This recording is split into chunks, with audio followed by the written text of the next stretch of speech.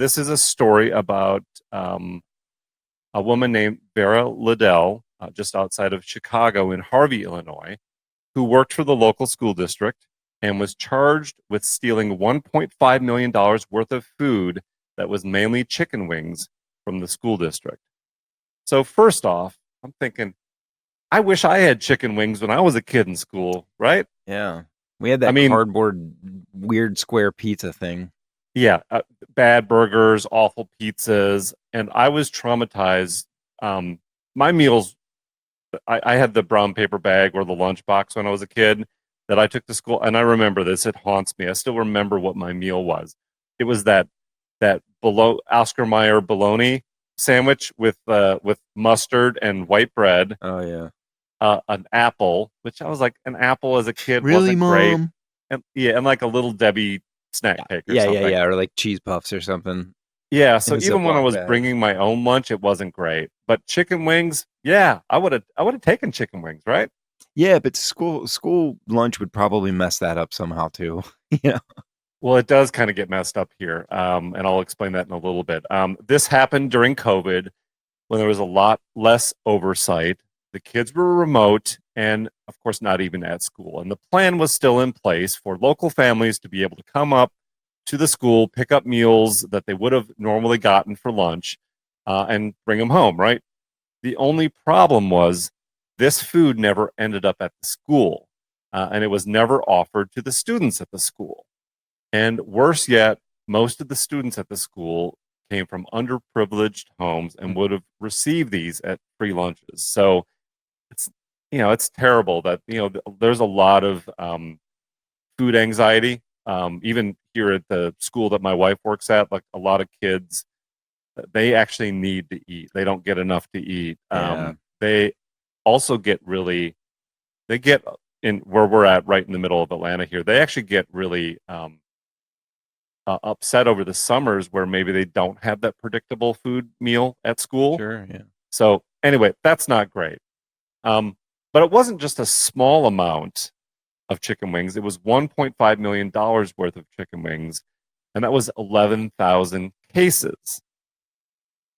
So Vera Liddell would order the wings from the food provider that the school district went to as usual, but instead of delivering it to the school, she would pick up the orders in one of the district's cargo vans. The food service company, Gordon Food Service, was very familiar with her. They got used to seeing her because she's the one always ordering this many chicken wings. And later, prosecutors did not say what happened to those chicken wings. So who the hell knows what happened to those wings? Um, yeah, Vera is now 1,100 pounds and just chicken right. falling Yeah, out of her face. there's like a sauce black market too that she's running.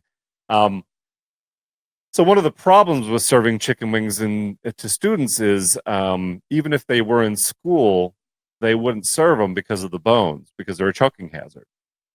So she was doing this just because of the food service provider, but they couldn't have served these in the school anyway because Right. of a Yeah. choking hazard. I never thought I of that, never and did that's either. maybe why we never got chicken wings as kids. Anyway, um, Pizza but was a that choking wasn't, hazard too. yeah,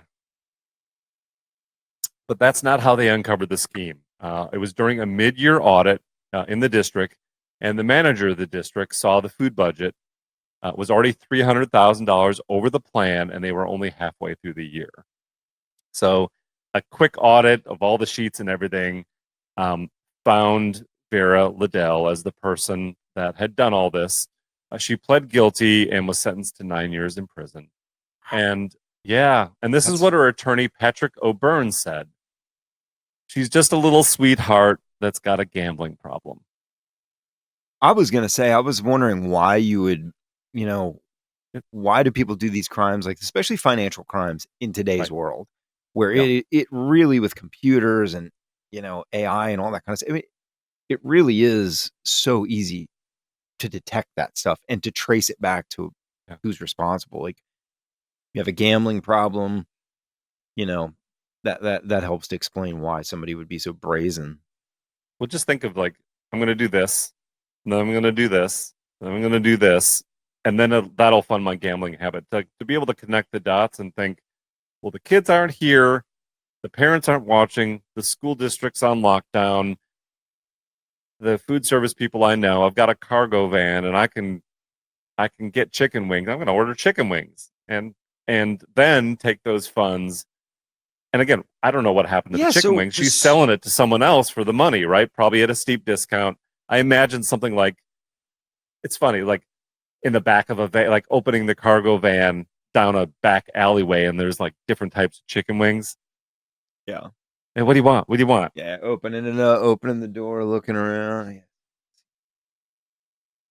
Sell the chicken wings cheap, but the sauce is the high dollar amount, like the razor and the razor blades. Anyway, I was curious how that resale process went, but it's interesting because Liddell herself had been in bankruptcy court twice before. So this is not the first time that she had been through this. Well, she had never stolen money before. She was just in bankruptcy. She just had financial problems, I assume, because of gambling. Probably because of the Yeah. gambling. Yeah. But this is the first time she'd ever committed theft or some I think crime. so at this level, yeah. And if you look at photos of her, she looks like a sweet lady. She looks like someone that would work in the cafeteria, the lunchroom, maybe a lunch lady, or maybe someone in the back helping the lunch crew. It's the last person you would ever suspect that would do this. It's always the one you least expect. But $1.5 million, I wouldn't know where to go sell chicken wing. Well, I guess being in Atlanta, you would, right? I could go sell chicken wings out of the back. But think about that. Even you walk up to if I went to one of these little chicken wing shacks in Atlanta, and I was like, hey, I know you got like your way of doing business for the last 20 years, but I got a bunch of boxes of semi-frozen chicken wings in the back of a dirty cargo van. You interested? Like, how would you go and sell those to make $1.5 million? And 11,000 pounds worth of, that's for this woman who's, no, it was 11,000 boxes, he said. Oh, it's something like that. Like but anyway, it's a ton though, right? And so what do you, like, I can't imagine her hauling this stuff around, and she can only take on so many at any one given point. And does she have any help in this, or is she just alone? It just seems like a long way to go to be able to do all this. Yeah. Well, people, when they look at $1 million, man, people will do things that will surprise you for that amount of money. They'll do that for far less. So I don't know. Had you heard this story before? Never. Okay. So what's interesting is that wasn't the way into this story. It's actually the twist that just happened in August, I think it was, like literally just recently. Chris Jones, who plays for the Kansas City Chiefs, posted on X on August 13th, "I'll pay for the wings that she stole to get her free." Now, Jones just signed a 5-year, $158 million contract recently at the age of 30. And for that amount of money, you could, of course, buy a lot of chicken wings, right? Yeah. So it was in USA Today. It was in all the papers.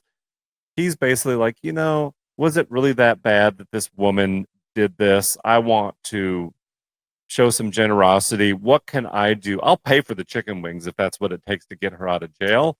Yeah, but that's not going to work. I mean, that might be noble or whatever, but she still committed a crime and defrauded people. I mean, that's the crime. It's not the money per se, right? I mean, it is, but you can't. This is where it gets tricky, right? You can't just announce that you want to do it, even though you may be in the goodness of your heart, even though the public may strongly agree with you, right? Like, this is a great story. NFL star wants to help out woman who went the wrong way, made a few mistakes, and Sure. got in deep with a gambling problem. But that doesn't mean that if you have money that you can just show up at the local jail and say, by the way, I'd like to buy this person out or pay back the money that they swindled, whether it was maple syrup that was swindled or any of that. You can't just show, like, she's already gone to jail. And you can't pick and choose.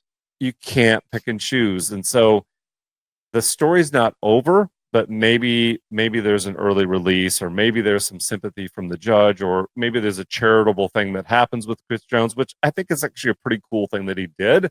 But again, if it wasn't, what if Chris Jones was like a mobster or a lawyer who just like showed up with a briefcase of cash and said, I'm ready to pay for this person to get out of prison. It then doesn't work that way. It doesn't work that way. Unfortunately for a lot of people, I think they would prefer it did. You know, again, you'd have every rich criminal would not be in prison. You know. Yeah. So stay tuned on this one. We'll see if actually anything maybe positive comes out of it. But we continue to fall down the rabbit hole of food. The food crimes will come. We will do a full episode on food crimes. I think we actually there's some other kind of thematic episodes that we're kicking around, because you get down the rabbit hole. Yeah, right? everything's not going to be food related. But I think this is just the first rabbit hole we went down. Yeah, there's kind of like medical related crimes that we want to talk about. There's I think the poison thing is still really interesting to me. I think that is a wide open kind of, I know I've got a lot on my list I want to talk about, so I'm obsessed with that too. And the stupidity around the criminals that try to pull it off, or maybe the smarts if they do pull it off. That stuff is all really awesome to me. So that's a wrap for this week. Thanks for joining us. That's Sean Kipe. I'm Jason Hoke, and we will see you next time. See you guys.